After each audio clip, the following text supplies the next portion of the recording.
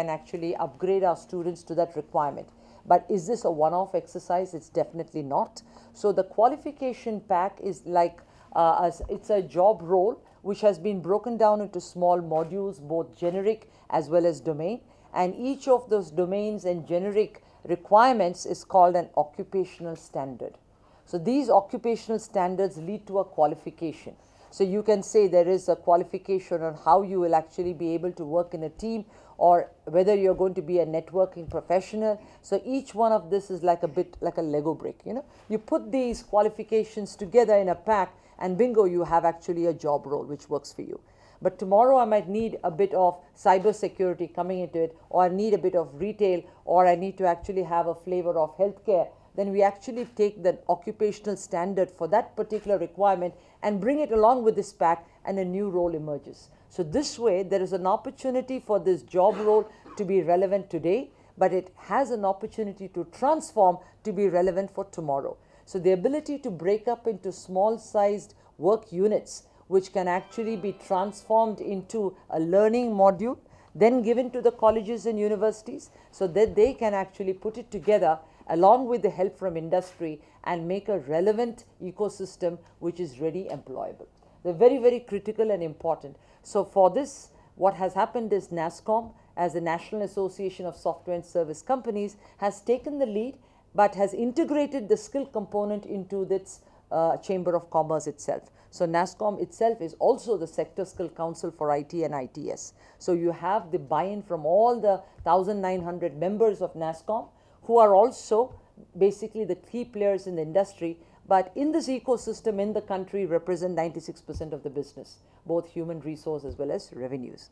So having said this, what's going to be the advantage? Now that the standard is out, their standards are there for entry level, middle management and senior.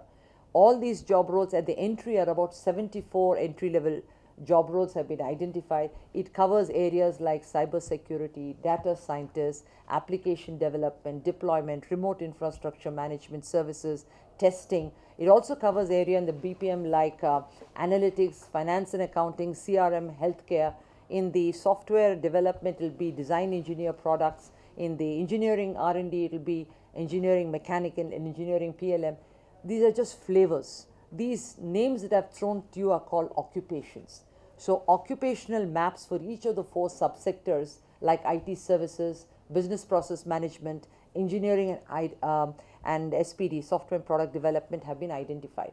Having done this, career maps have been made available. All this has been done for one purpose only.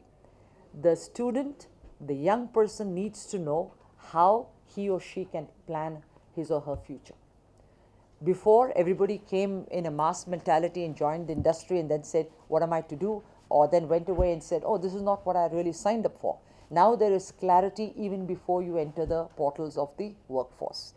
So having put this in place, we have created these standards. We need the talent professionals now to actually bridge the gap between demand and supply. So they know how to reach out to the student.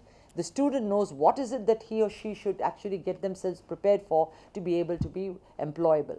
But do be aware that these job roles are for today, but it will keep transitioning, especially in this industry. Highly transformative. We have huge disruptions that are anticipated. One is in the Internet of Things, huge amount of connectivity, the way we think, the way we work, the way we live, everything is now online. So the way we are going to actually be able to be employable needs to have a different dimension. That will be driven also by an aging population for the rest of the world. So can India and its young Indian workforce be the workforce of the future is a question which is very, very important for us to take on board. The other area is technology now is a platform as an enabler. Even in the healthcare system, if you look at the amount of technology, you can sit here in India and do an operation in China. So the neural networks, the material sciences, the ingestible chips, wearable devices, everything is coming to play. Can this ecosystem be enabled? So the connection between the industry, the connection between the supply side, the talent professional is going to be a key player. So we think that this forum that we are trying to place is to give an awareness, and continuously so, and organizations like Talent Sprint are actually helping bridge this process.